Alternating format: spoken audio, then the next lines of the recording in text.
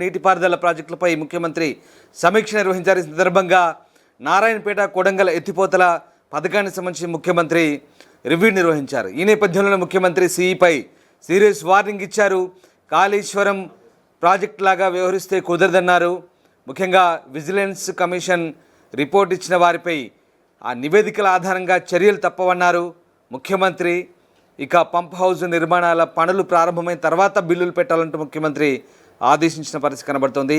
నీటిపారుదల ప్రాజెక్టుల సమీక్ష సందర్భంగా ముఖ్యమంత్రి అయితే మహబూబ్ నగర్ సిఈపై తీవ్ర స్వరంతో హెచ్చరికలు జారీ చేశారు. ఎక్కువ చేస్తే కేసు పెట్టి లోపల వేస్తానంటూ వార్నింగ్ ఇచ్చిన పరిస్థితి కనబడుతూ ఉంది. రైట్, మా ప్రతినిధి శ్రీశైలం ఉన్నారు. శ్రీశైలం, నారాయణపేట కొడంగల్ ఎత్తిపోతల పథకంపై సమీక్ష సందర్భంగా ముఖ్యమంత్రి సిఈపై తీవ్ర స్థాయిలో హెచ్చరికలు జారీ చేసినట్టుగా తెలుస్తోంది. ఏమైంది? ముఖ్యమంత్రి ఎలాంటి వార్నింగ్ ఇచ్చారు? ఎలాంటి రివ్యూ నిర్వహించారు? ఎగ్జాక్ట్లీ రామ్దాస్, ఏదైతే గతంలో కాళేశ్వరం ప్రాజెక్టులో జరిగినటువంటి అవినీతి కావచ్చు, అక్రమాలు కావచ్చు, క్వాలిటీ లేని నిర్మాణం కావచ్చు, ఇవన్నిటిని ఉద్దేశించి ముఖ్యమంత్రి రేవంత్ రెడ్డి హైదరాబాద్ లోని జలసౌధలో నిన్న రాత్రి జరిగినటువంటి ప్రాజెక్టులపై నిర్వహించిన సమీక్ష సందర్భంగా సీఎం రేవంత్ అటు మహబూబ్ నగర్ సిఈ రమణారెడ్డిపై సీరియస్ అయ్యారు.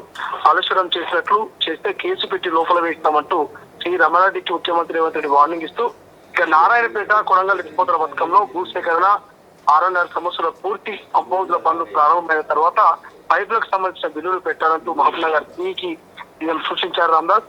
గతంలో రమణారెడ్డి కాళేశ్వరంలో ఇంతకు ముందు ఎస్సీగా పనిచేస్తారు. దీంతో అక్కడ చేసినట్లు అంటే ఇక్కడ కూడా చేస్తానంటే చర్యలు ఖచ్చితంగా ఉంటాయన్నట్టు హెచ్చరించారు.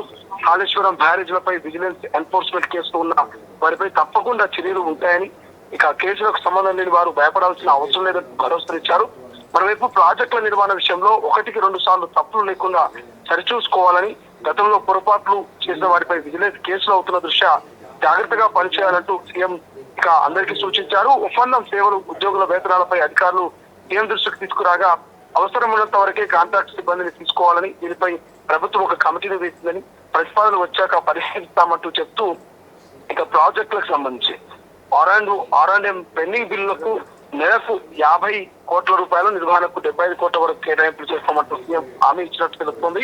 శిక్షణ సంస్థ వాళ్ళందరికీ 10 కోట్లు, గౌరవల్లి ప్రాజెక్టు NGT సమేత పనులకు 10 కోట్లు, దేవాదుల ఎత్తిపోతలకు 2,000 కోట్లు అవసరమని సీఎం అధికారులు ఇక ప్రతిపాదనలు సమర్పించినట్టు తెలుస్తుంది రామ్దాస్. బట్ ఏదేమైనప్పటికీ మాత్రం గతాన్ని దృష్టిలో పెట్టుకొని గతంలో జరిగిన కాళేశ్వరానికి సంబంధించినటువంటి అవినీతి కావచ్చు, నడుస్తున్నటువంటి ఎంక్వైరీలు కావచ్చు, వాటన్ని దృష్టిలో పెట్టుకొని మరి అధికారులు కావచ్చు, అక్కడటువంటి హై లెవెల్ ఆఫీసర్స్ కానీ బాధ్యతాయుతంగా మరి ప్రాజెక్టుల విషయంలో వ్యవహరించాలంటూ ముఖ్యమంత్రి హెచ్చరికలు జారీ చేసినట్లయితే మనకు స్పష్టంగా కనిపిస్తుంది రామ్దా. Right, yes, thank you Srisailam. So ముఖ్యమంత్రి తీవ్ర స్థాయిలో ఇరిగేషన్ శాఖ సిఈపై హెచ్చరికలు జారీ చేశారు. ఎక్కువ చేస్తే లోపల వేస్తానంటూ హెచ్చరించారు. కాళేశ్వరం ప్రాజెక్టు లాగా వ్యవహరిస్తే కుదరదన్నారు. ఇక ఎప్పటికప్పుడు పూర్తి స్థాయిలో వివరాలు అందించాలన్నారు. పారదర్శకంగా విజిలెన్స్ కేసుల వారిపై మాత్రం చర్యలు తప్పవంటూ ముఖ్యమంత్రి హెచ్చరించారు. ప్రపంచంలో ఏ మూల ఏ క్షణం ఏం జరుగుతుందో వేగంగా తెలుసుకోవడానికి తొలి వెలుగు వాట్సాప్ ఛానల్ని ఫాలో చేయండి.